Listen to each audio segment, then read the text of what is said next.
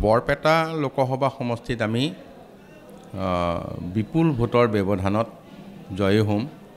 এইটো আমাৰ বৰপেটা লোকসভা সমষ্টিৰ 10টা বিধানসভা সমষ্টি যি আছে এই আটাইকেইটাতে আমাক নিশ্চিত কৰিছে আৰু ইমান আন্তৰিকতাপূৰ্ণ সহযোগ পাইছোঁ তেখেতসকলৰ ওচৰত আমি চিৰকৃতজ্ঞ। আৰু ধুবুৰীৰ কথা যেটো কৈছে, ধুবুৰী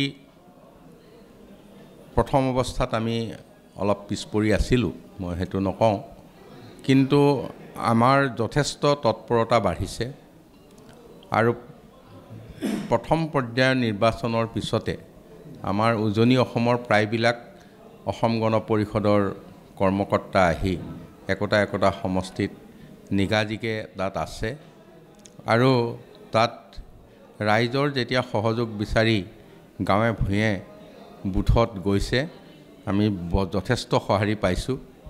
তেখেতসকলৰ কথা আছিল যে আমাৰ ওচৰলৈ আগত অহা নাছিল, আহিছে। আমি এতিয়া আগৰ যিবিলাক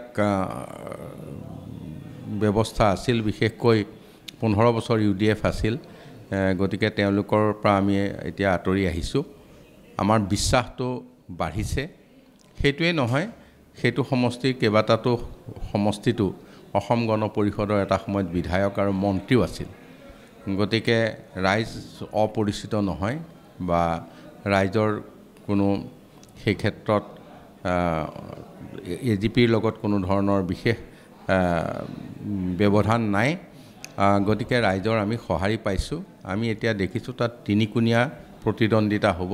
তিনিকোণীয়া প্ৰতিদ্বন্দ্বিতাৰ মাজত অসম গণ পৰিষদৰ প্ৰাৰ্থীগৰাকী আমাৰ মিত্ৰজোঁটৰ প্ৰাৰ্থী হিচাপে আমি তাতে আগবাঢ়িছোঁ আৰু আমি বিজয় হ'ম বুলি ভাবিছোঁ।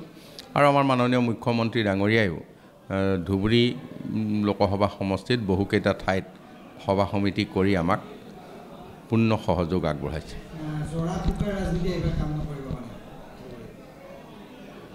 আচলতে জৰা ফুকা ৰাজনীতি বুলি কথাটো নহয়, তাৰ মানে মানুহক আভুৱা ভৰি চলাই থকাটো টান। আভুৱা ভৰিলে এবাৰ হ'ব, খুব বেছি দুবাৰ হ'ব, তিনিবাৰেই হৈ গ'ল আৰু হ'বলৈ তাত জাগা নাই। গতিকে মানুহ বাস্তৱত ঘূৰি আহিছে আৰু ৰাইজে বাস্তৱটো লাহে লাহে স্বীকাৰ কৰিছে। আৰু বাস্তৱত আহিবৰ হ'লে আমাৰ নৰেন্দ্ৰ মোদী ডাঙৰীয়াৰ নেতৃত্বত যিখন চৰকাৰ, সেই চৰকাৰখনকে তেখেতসকলে আঁকোৱালি ল'ব লাগিব। বৰপেটাত আমি ভাবিছোঁ অভিলেখ সংখ্যক ভোটত আমি নিৰ্বাচিত হ'ম। কাৰো লগতে যুঁজ হ'বলগীয়া নাই। CPMৰ লগতো বিশেষ নাই, কংগ্ৰেছৰ লগতো বিশেষ নাই। তেওঁলোকে কিছু ভোট হয়তো পাব, সেইটো বেলেগ কথা, কিন্তু যুঁজ হিচাপে যিটো কণ্টেষ্ট বুলি কয়, তাত কণ্টেষ্ট বিশেষ নাই।